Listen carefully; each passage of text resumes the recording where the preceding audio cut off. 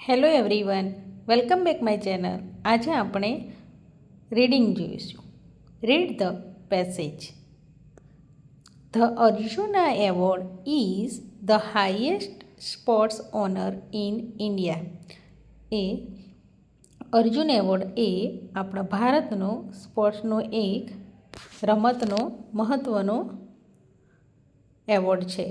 It is officially called the Arjun awards for outstanding performance in sports and games.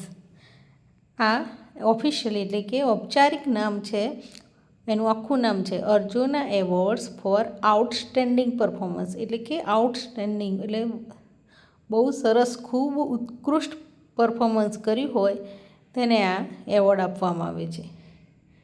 It is awarded annually by the Ministry of Youth Affairs and Sports as of 2020.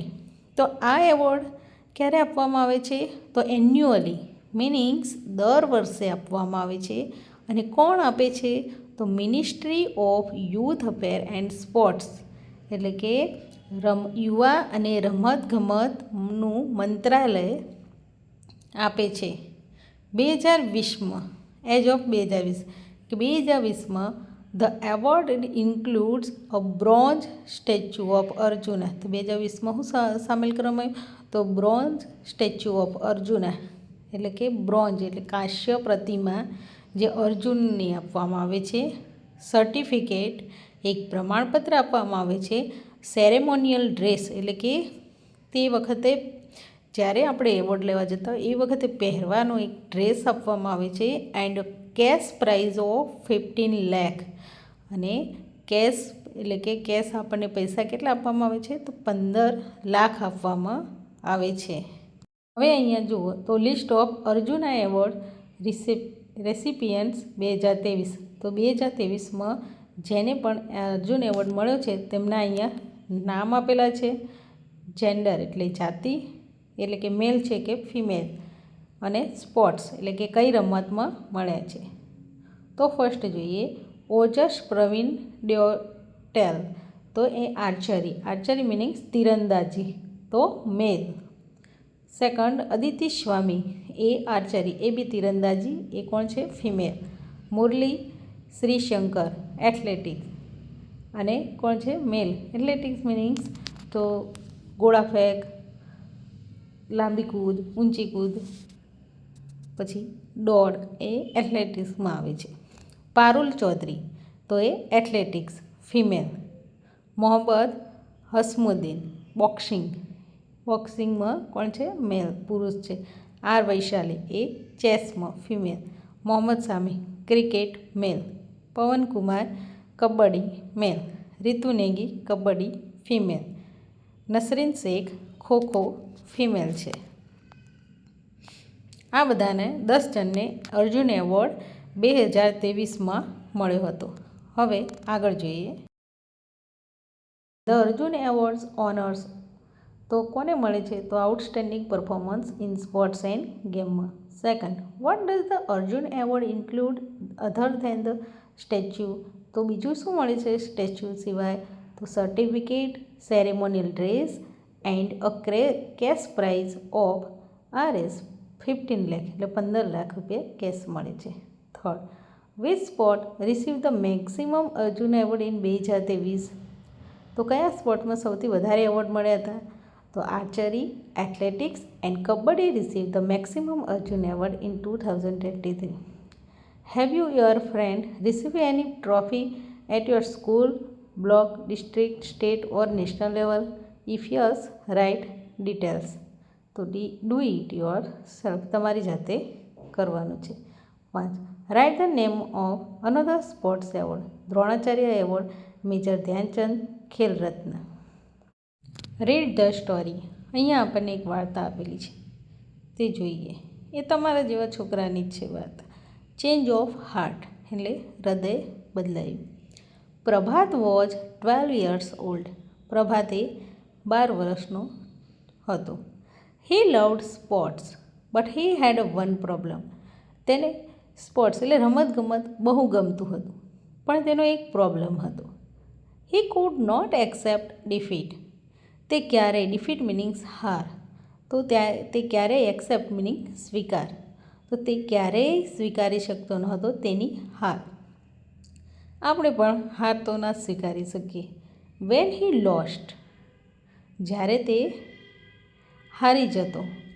He become very sad and angry. તો શું થતો હતો એ રહ્યો?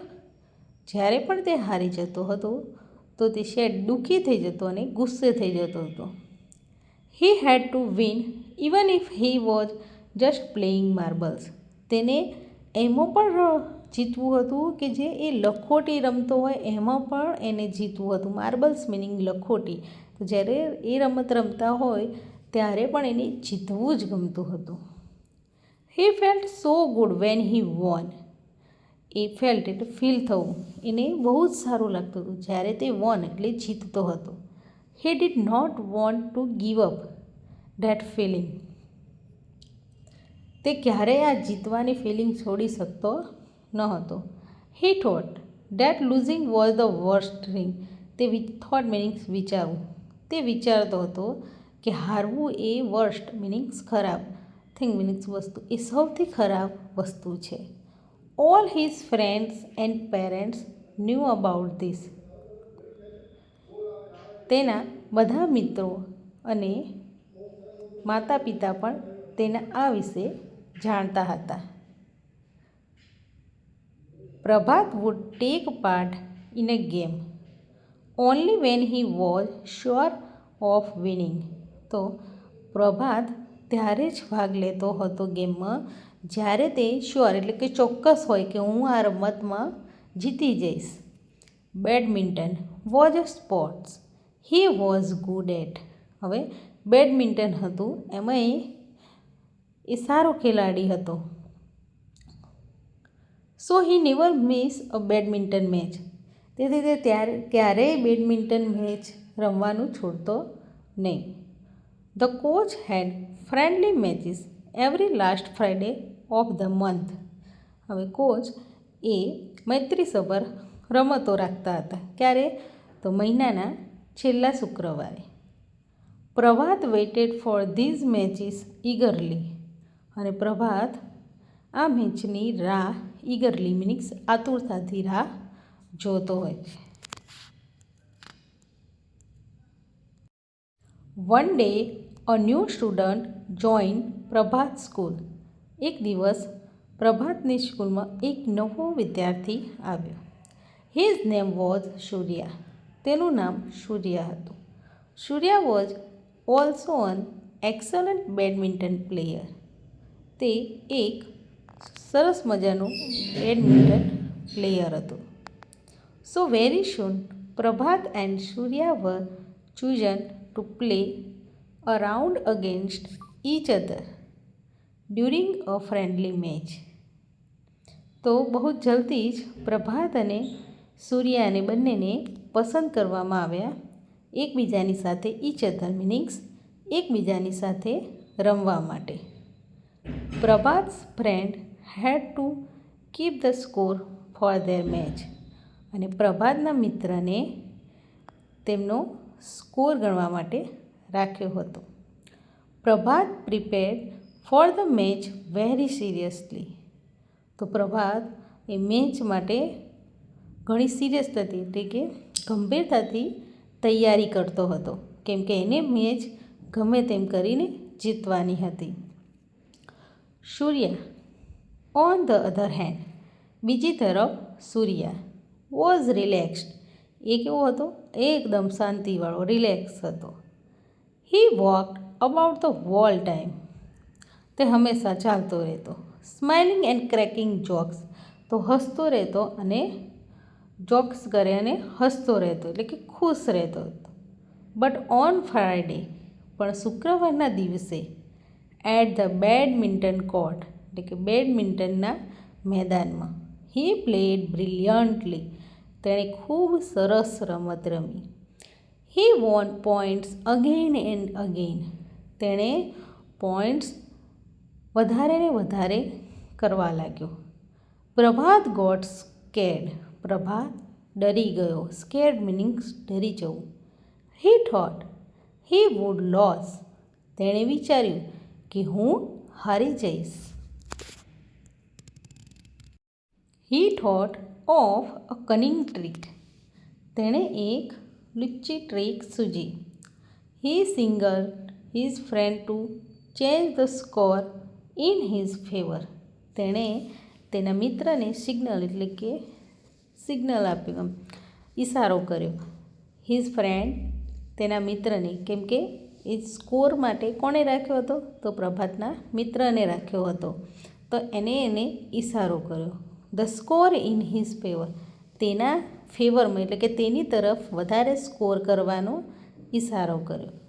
Van he thought no one was watching. જ્યારે કોઈ જોતું નહોતું ત્યારે તેને આ ઈશારો કર્યો. When the match got over. જ્યારે મેચ પૂરી થઈ. Prabhat score showed more point than Surya. પ્રભાતના સ્કોર વધારે હતા સૂર્યા કરતાં. Surya showed a good spirit and wished Prabhat. સૂર્યાએ શ્રેષ્ઠતા દાખવી અને એને શુભેચ્છા પાઠવી પ્રભાતને જીતવા માટે. પ્રભાત બીકમ હેપી. પ્રભાત ખુશ હતો. He thought he had treat everyone. તેણે વિચાર્યું કે મેં બધાની સાથે આ રમત રમી છે. But before the awards ceremony the principal called him. પણ એવોર્ડ સેરેમનીના પહેલાં એટલે કે જ્યારે એવોર્ડ આપવાના હતા એ પહેલાં પ્રિન્સિપાલે તેને બોલાવ્યો. તસ્નીમબેન હિઝ ક્લાસ ટીચર. તસ્નીમબેન તેના ક્લાસ ટીચર હતા. Had seen his friend changing the scores. તેણે આજે તેનો ફ્રેન્ડ એ સ્કોર બદલતો હતો તે જોઈ લીધું હતું. She want him to realise his mistake so she informed the coach. તે તેની આ મિસ્ટેક એની ભૂલને સુધારવા માગતા હતા કે સમજાવવા માગતા હતા, તેથી તેમણે કોચને જાણ કરી દીધી. The coach disqualified Prabhat from the match. કોચે તેને ડિસ્ક્વોલિફાઈડ કરી નાખ્યો મેચમાંથી. He was suspended from badminton for 6 months. તેણે 6 મહિના સુધી આ બેડમિન્ટનની રમત રમી નહીં શકે એવી સસ્પેન્ડ કરી દીધું. He realise his mistake. તેણે તેની ભૂલ સમજાઈ. If he had been honest. જો તે ઓનેસ્ટ રહ્યો એટલે કે પ્રામાણિક રહ્યો હોત, he could have won another day. તો તે કોઈ ગમે તે દિવસે તે મેચ જીતી શકતો. Now he could only watch Surya play. હવે તે ઓનલી સૂર્યાની મેચ જ જોઈ શકતો હતો, કેમ કે એને 6 મહિના માટે એ રમત રમી શકતો ન હતો, સસ્પેન્ડ કરી દીધો હતો. Match A with B. એ અને બી મેચ કરવાના. હી પનિશ્ડ પ્રભાત. તો કોણે પનિશ્ડ કર્યા પ્રભાતને? પ્રભાત, સૂર્યા, ધ કોચ, તસ્નીમબેન. તો ધ કોચ સી આવશે. She catch Prabhat cheating during the match. કોણે પકડી લીધો હતો પ્રભાતને ચીટિંગ કરતા? તો Tasneemben. He wanted to win at any cost. તે જીતવા માગતો હતો ગમે તે રીતે. તો કોણ? Prabhat. He was relax and enjoying his game. તે રિલેક્સ હતો અને તેનો રમતનો આનંદ માણતો હતો. તો તે કોણ હશે? એ પ્રભાત. સૂર્યા બી. હવે આગળ જોઈએ. Study the time table. Time table ધોરણ 6નું આપેલું છે. આપણે રોજ ટાઈમ ટેબલ ફોલો કરીએ છીએ સ્કૂલમાં. મંડેથી સેટરડેનું પ્રિપરેશન 10:15થી 11 સુધી પ્રિપરેશન કરવાની. 11થી 11:20 પ્રેયર, એસેમ્બલીમાં પ્રેયર કરવા. પછી અહીંયા બધા પીરિયડ્સ આપેલા છે કે 11:20થી 11:55 સોશિયલ સાયન્સ હિન્દી. 11:55 તો સોમ મંગળ બુધ સોશિયલ સાયન્સ હિન્દી લાઇબ્રેરી. હવે એના પરથી આપણે આ મિડ ડે મીલ એટલે કે બપોરનું ભોજન કરવાનું. બપોરના ભોજન પછી 1:45 થી 2:20 સાયન્સ, 2:20 થી 2:55 ગુજરાતી, 2:55 3:30 ગુજરાતી, પછી એક બ્રેક પડશે, શોર્ટ બ્રેક, પછી મેથ્સ છે 4:20 થી 5 વાગ્યા સુધી. Answer the following question. The ખાલી જગ્યા બિગિન્સ એટ 11 એવરી ડે. તો 11 વાગે શું ચાલુ થાય છે? તો જોઈએ આપણે અહીંયા prayer. When is math class on Thursday?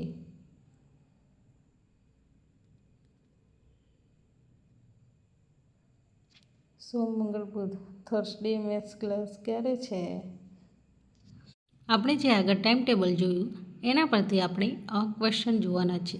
તો answer the following question. First, the ખાલી જગ્યા begins at 11 every day.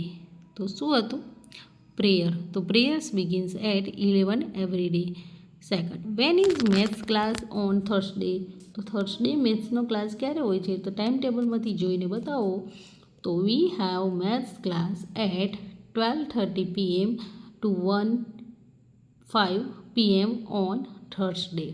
The recess is from third જોઈએ રિસેસ ઇઝ ફ્રોમ. તો રિસેસ ક્યાંથી ક્યાં સુધી હોય છે? તો 1:05 to 1:45. 4. Do the students study Gujarati on Wednesday? તો વેડનસડેમાં જુઓ, વેડનસડે મિનિંગ્સ બુધવાર. તો બુધવારનામાં ટાઈમ ટેબલમાં જુઓ તો શું તમે ગુજરાતી ભણો છો? તો નથી. તો જોઈએ no, the student do not study on Wednesday.